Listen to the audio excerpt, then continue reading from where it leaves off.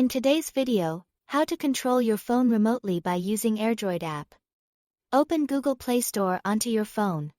In the search bar type Airdroid Files and Remote Access, then select and install the app.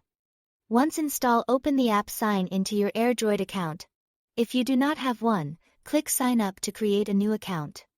Go to Me at the bottom right corner, then tap on Security and Remote Features.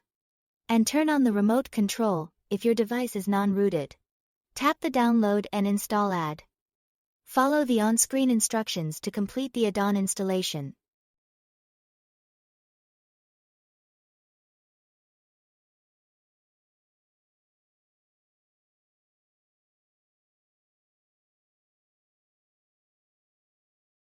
Once remote control is turned on, open your another controlling device. Go to Play Store, search and install Air Mirror Remote Control.